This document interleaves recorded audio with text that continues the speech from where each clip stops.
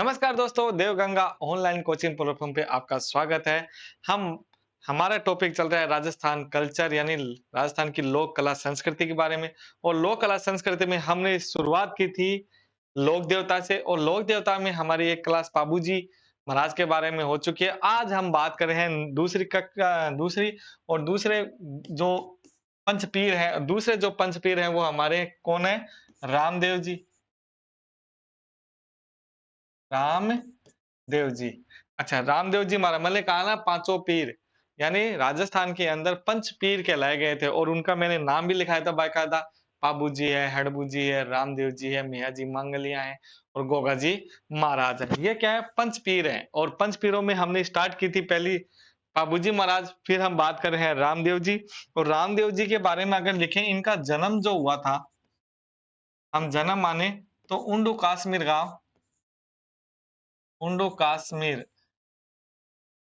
और ये कहाँ है उंडू काश्मीर गांव? बाड़मेर में। ठीक है। इनके पिता का नाम अगर हम पूछें तो पिता का नाम क्या है? अजमाल जी। अजमाल जी। वो गाना सुना है ना, खमा खमा हो गाणी मारा रूणे जारा धनिया, थान तो दाव अखो गुजरात हो अखो मारवाड़ो। ठीक है ना। और उन्हीं उसी में है अजमाल जीरा कंवरा मेणा देरा लाल और नेतलरा भरतार। देखो कितनी वो है कि हमारे गीतों के अंदर भी इन सब के नाम पता। ये पोखरण के सामंत थे। क्या थे? पोखरण के सामंत। कौन थे? अजमाल जी। इनकी माता का नाम अभी मैंने बताया था, मेणा दे। मेणा दे। और इनकी पत्नी जो थी वो नेतल दे। नेतल दे। और नेतल दे जो थी वो कहां की राजकुमारी थी? अमरकोट। अमरकोट की राजकुमारी। अगर नेतल जी के पिता का नाम अगर पूछे, पुत्री किनकी थी, तो ये थी Dalel Singh soda. Dalel Singh soda. Dalel Singh soda की क्या थी? पुत्री थी। ये बात भी अच्छी तरह से याद कर लो। दलेल सिंह सोडा की पुत्री थी। माता का नाम मेणा दे, पिता का नाम अजमाल जी। ठीक है। जन्म स्थान उंडू काश्मीर गांव। अब हम बात करें कि रामदेव जी महाराज को कृष्ण जी का अवतार कहा गया। क्या कहा है? रामदेव जी महाराज को कृष्ण जी का अवतार कहा गया है।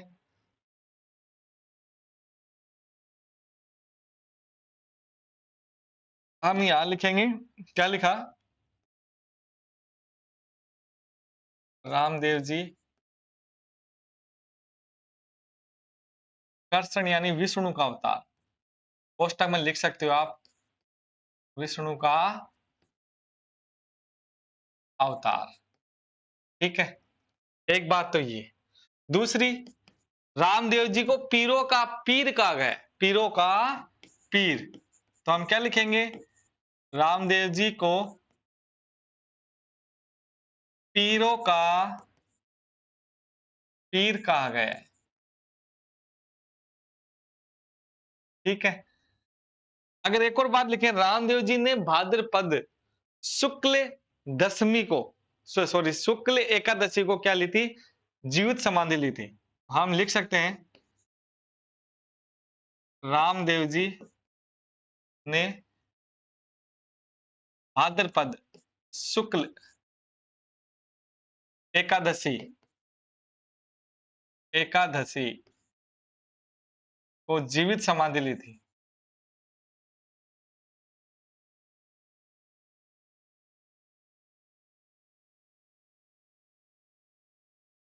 और कहां पे दी थी? रुणेचा। रुणेचा। और वह जगह आज रामदेवरा के नाम से फेमस है। रुणेचा यानी रामदेवजा के नाम से पहले। तो रामदेव जी की अगर हम बात करें, रामदेव जी की धर्म बहन डालीबाई। डालीबाई। और जो किस जाति से संबंधित थी? मेघवाल। कौन सी जाति से थी ये? मेघवाल। मेघवाल जाति की थी डालीबाई। इन्होंने रामदेव जी के एक दिन पहले भाद्रपद शुक्ल भाद्रपद शुक्ल दशमी जीवित समाधि ली।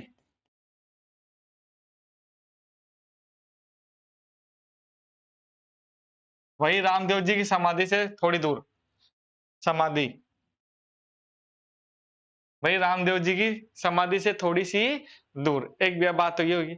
एक रामदेव जी क्या थे, बहुत बड़े मतलब रामदेव जी बहुत अच्छे, यानी लोक देवताओं में सबसे अच्छे कवि, यानी रामदेव जी माने गए, मतलब एक बहुत अच्छे कवि थे जिसने 24 बाणियां नामक पुस्तक लिखी। रामदेव जी ने क्या किया, रामदेव जी एक अच्छे कवि थे, तो ध्यान है ना, अगर हम बोले लोक देवताओं में कौन से लोक देवता जो कवि थे, तो उत्तर क्या आएगा, रामदेव जी। ये बात भी ध्यान रखना। तो हम क्या लिख सकते हैं, रामदेव जी अच्छे कवि थे, अच्छे कवि थे। इन्होंने, हम लिख सकते हैं, इन्होंने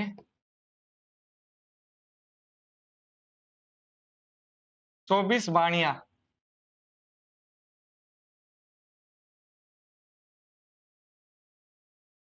नामक पुस्तक लिखी।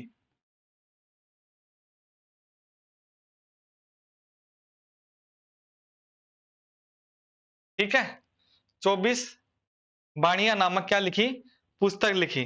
ठीक, हम बात करें आगे अगर रामदेव जी के बारे में, तो रामदेव जी मतलब नेजा,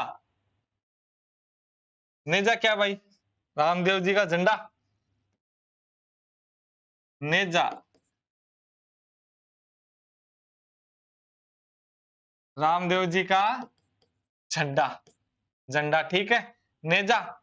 और हम बात करें जम्मू, लीलो, लीलो रामदेव जी को घोड़ो, जम्मू रामदेव जी के लिए गाए जाने रात्रि को जागरण। ठीक है, तो हम क्या लिखेंगे, लीलो, लीलो रो असवार, तो रामदेव जी के घोड़ा,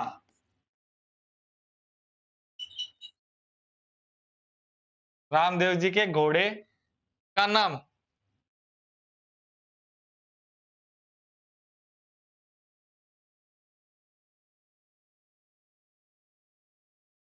ठीक है, जम्मू रामदेव जी का जागरण,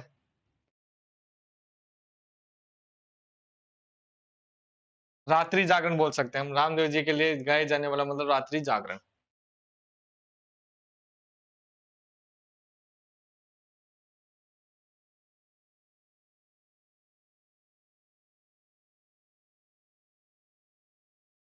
गाए जाने वाला रात्रि जागरण। ठीक है, सुनो, एक और बात और लिख देता हूं कि रामदेव जी के मंदिर के अंदर रामदेव जी के पगलों की पूजा की जाती है। रामदेव जी के मंदिर के अंदर रामदेव जी के पगलों की पूजा की जा सक पूजा की जाती है। तो हम क्या लिखेंगे, रामदेव जी के मंदिर के अंदर रामदेव जी के पगलों की पूजा की जाती है।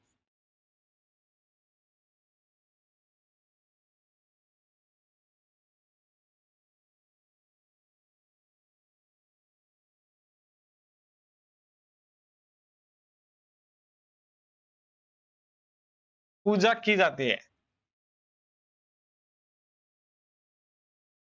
ठीक है, एक को लिखो, रामदेव जी का जो मंदिर का जो वर्तमान स्वरूप है 1931 में महाराजा गंगा सिंह ने बनवाया था। ये लाग में लिख सकते हो कि रामदेव जी का मंदिर, ऐसे लिख सकते हो, रामदेव जी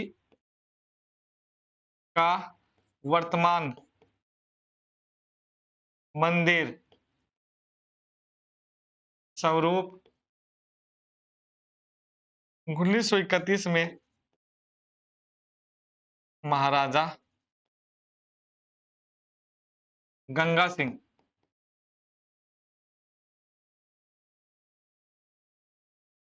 ने बनवाया।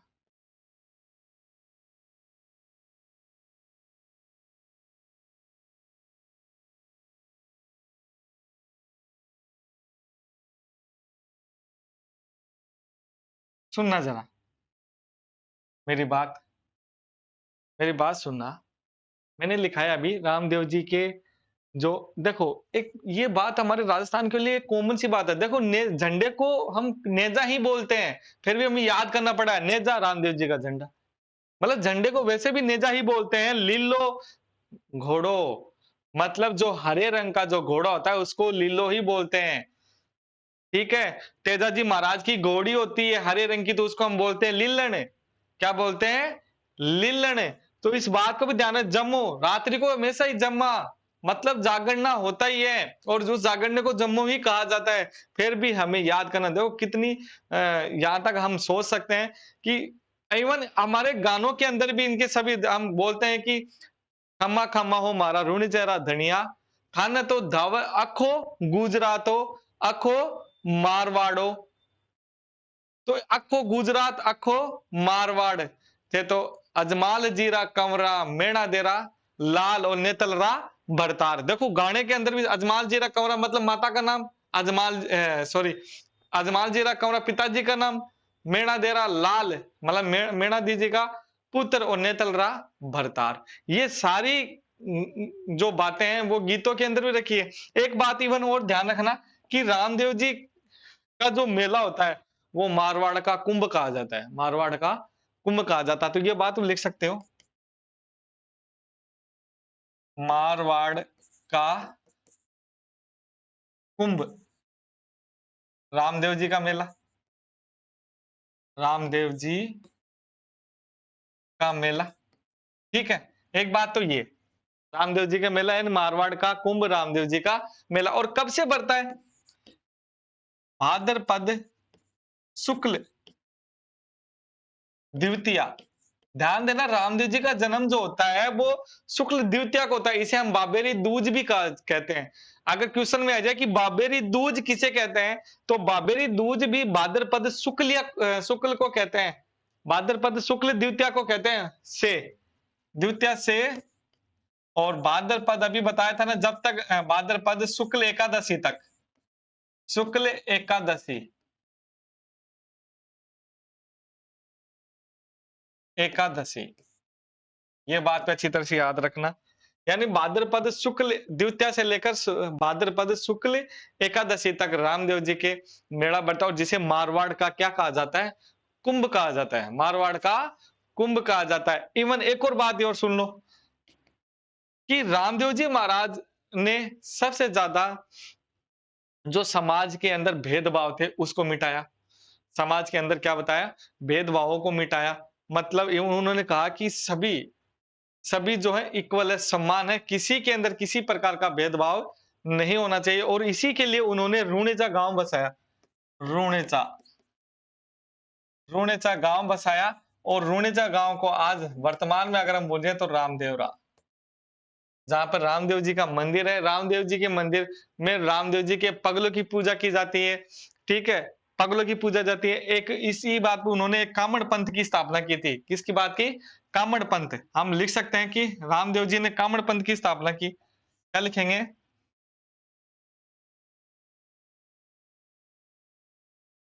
रामदेव जी ने कामड़ पंथ की स्थापना।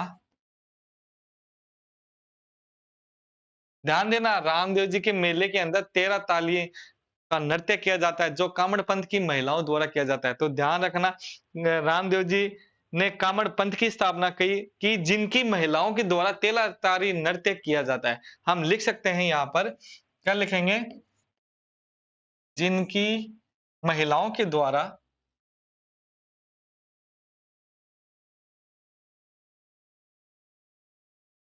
के द्वारा 13 ताली,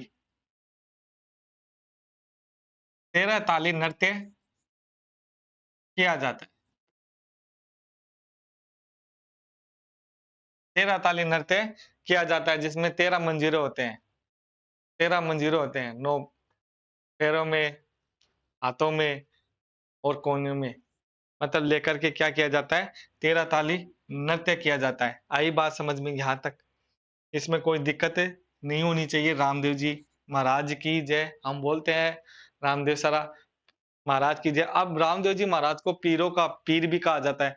पीरों का पीर इसलिए कहा जाता है कि एक कहानी फेमस है रामदेव जी महाराज के लिए कि मक्का मदीना से 5 पीर आते हैं। कौन पीर आते हैं? 5 पीर आते हैं और 5 पीर वो कहाँ आते हैं? मतलब रामदेव जी महाराज मतलब रूणीचा के अंदर। तो जब रामदेव जी महाराज के पास आते हैं तो रामदेव जी महाराज उनका अतिथि भव की तरह स्वागत करते हैं कि आओ महाराज, अतिथि थे हमारा, अतिथि हो और थे स्वागत।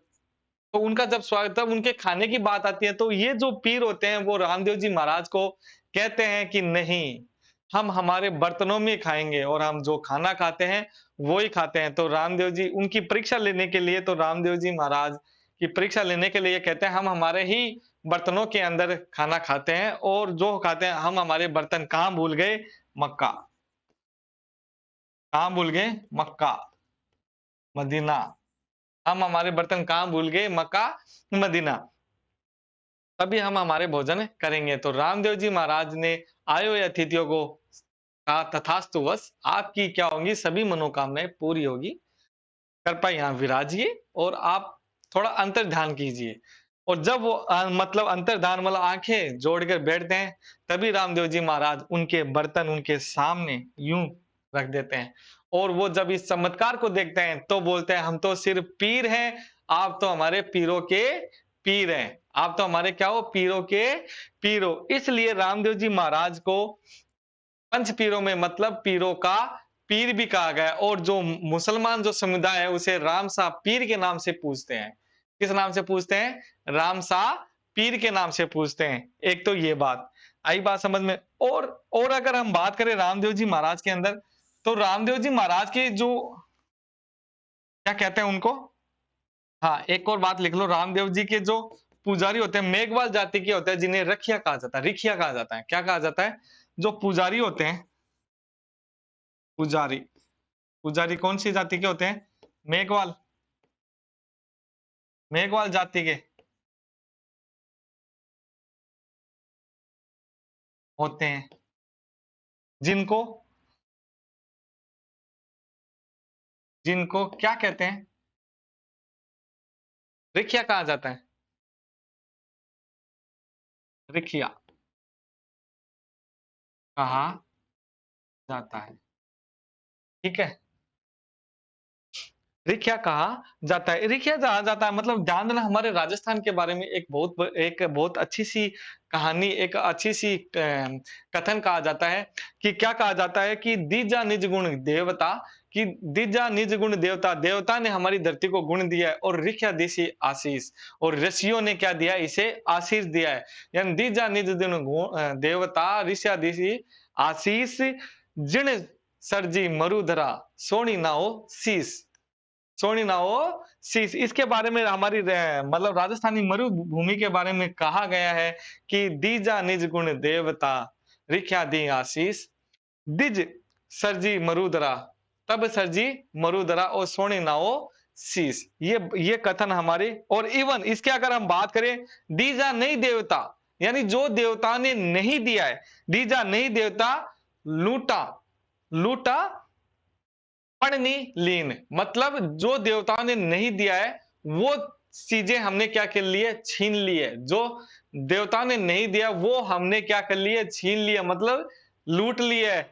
उसके बाद क्या कहते हैं? उसके बाद में कहते हैं इंदर भाग्यो आखरो, इंदर भाग्यो आखरो, अब लग बरसा हीन, इंदर भाग्यो आखरो अब लग बरसा हीन, कि इंदर ये सब कहने से इन जो देवता के जो राजा है इंद्र वो भाग गए और हमारे से क्या वर्षा यानी बरखा हमसे क्या हो गई है? रूठ गई है। इसलिए हमारी धरती क्या है? मरुधरा है।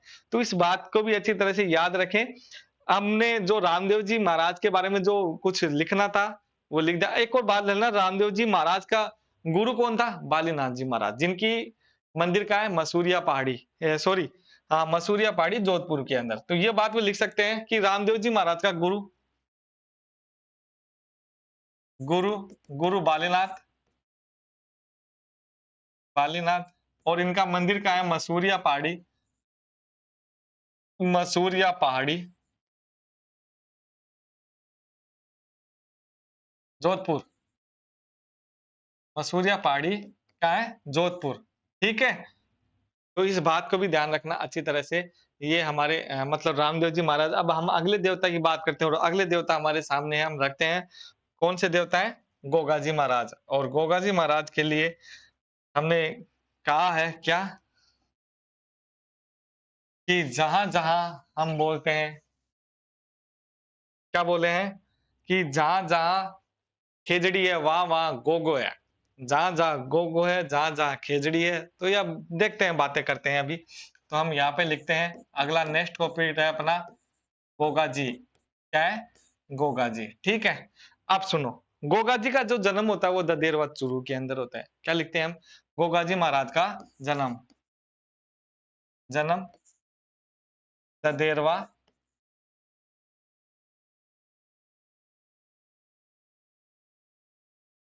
सुन रहे बात थोड़ा सा,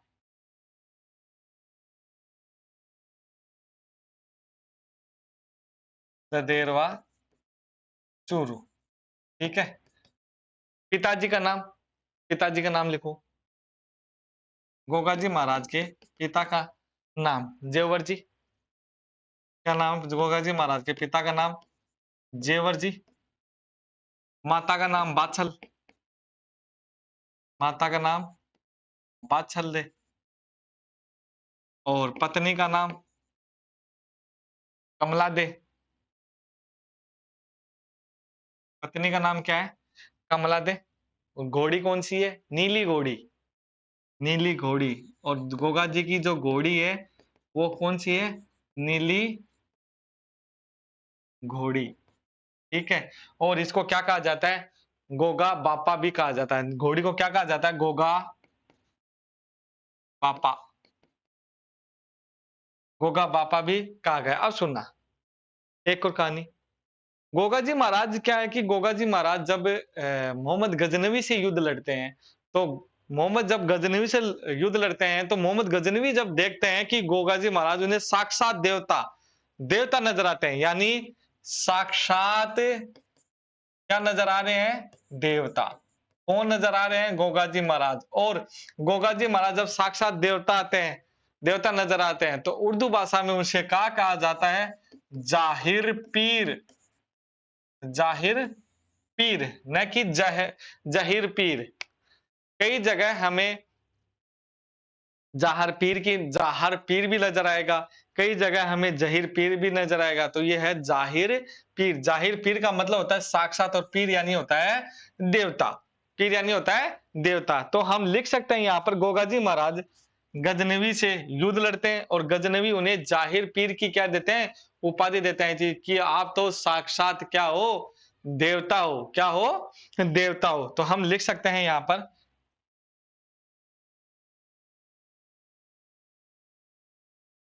गोगा जी ने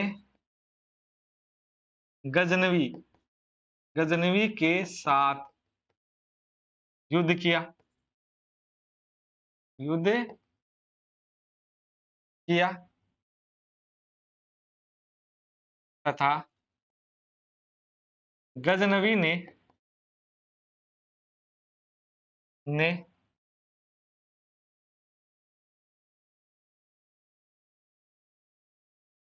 गोगा जी महाराज को, गोगा जी को जाहिर पीर की उपाधि दी। जाहिर पीर, कोष्टक में लिख सकते हैं साक्षात देवता, देवता की उपाधि दी। आई बात समझ में? उपाधि दी। एक तो बात ये। दूसरी, गोगा जी महाराज गायों की रक्षा के लिए अपने चचेरे भाइयों अर्जन और सर्जन के साथ युद्ध करते हुए शहीद हो गए। हम लिख सकते हैं यहां पर गोगा जी महाराज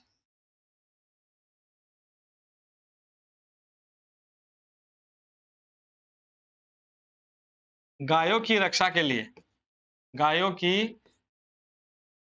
रक्षा के लिए अपने चचेरे भाई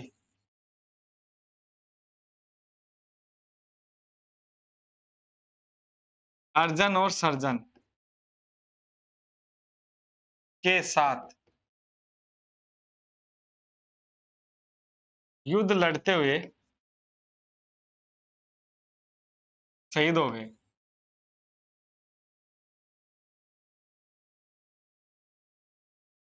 ठीक है, गोगा जी को सांप रक्षक देवता भी कहा जाता है। यानी गोगा क्वेश्चन आया हुआ है कि संप रक्षक देवता कौन है, कौन से लोग देवता है, तो गोगा जी। कौन है? गोगा जी। तो क्या क्या ले सकते हैं हम? गोगा जी को सर्प रक्षक देवता भी कहा जाता है।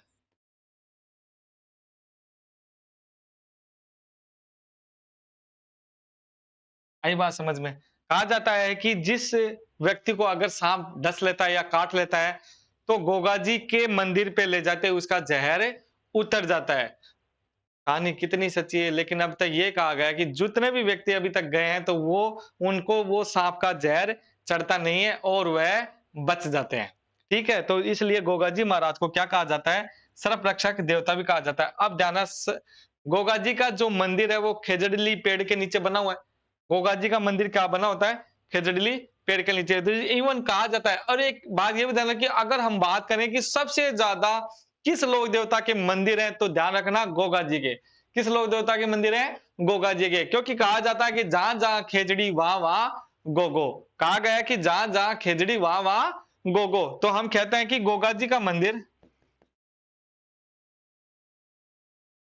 गोगा जी का मंदिर खेजड़ी पेड़ के नीचे बनाया जाता है। खेजड़ी पेड़ के नीचे बनाया जाता है।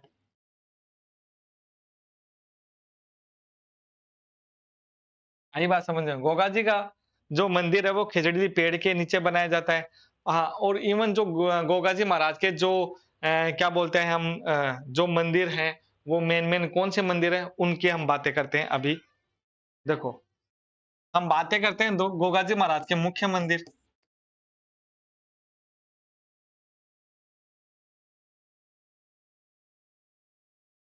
मुख्य मंदिर, और मुख्य मंदिर कौन कौन से हैं? एक तो ध्यान देना, एक तो क्या है? ददेरवा। ददेरवा। दूसरा लिखे गोगामेडी।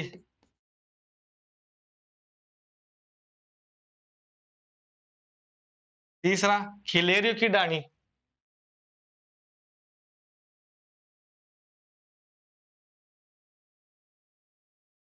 की डाणी।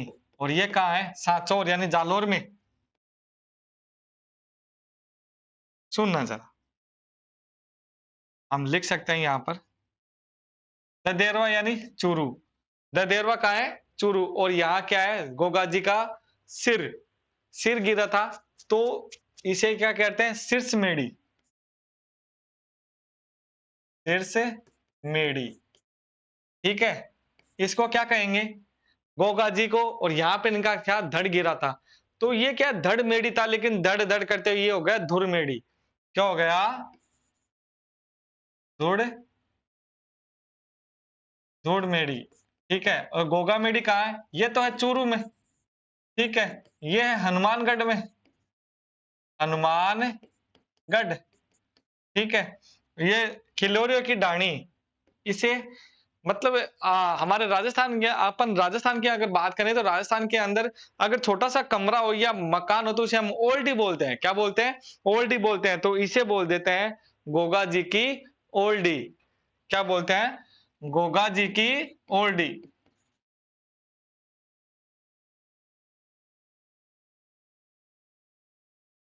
और ये कहाँ है? सांचौर मतलब जालोर में। और खिलोरे की डाणी, ये मुख्य मंदिर है।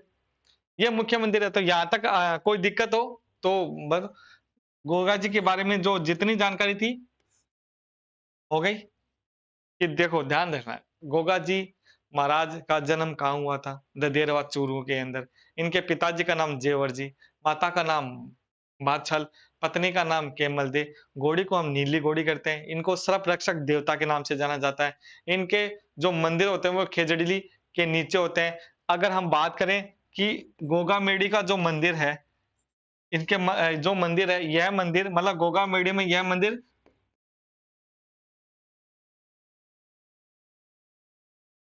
मकबरा नुमा बना हुआ है। मंदिर क्या बना हुआ है? मकबरा नुमा बना हुआ है। अच्छा, एक और ध्यान देना, इसके मंदिर के बना हुआ है, और इनके मंदिर के अंदर अगर हम बात करें, इनके मंदिर के अंदर क्या लिखा हुआ है? बिस्मिल्लाह। बिस्मिल्लाह का मतलब क्या होता है? हम शुरुआत किसी कार्य करते हैं तो हम लिखते हैं ना, ओम गणेशाय नमः, यानी इस कार्य प्रारंभ किया गया, तो इसी में इसमें क्या लिखा गया है? बिस्मिल्लाह। क्या लिखा गया है? बिस्मिल्लाह। यहां पे लिख देते हैं इनके मंदिर के ऊपर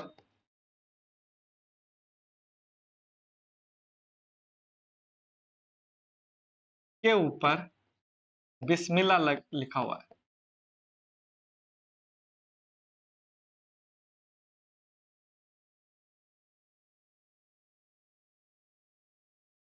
बिस्मिल्लाह लिखा हुआ है।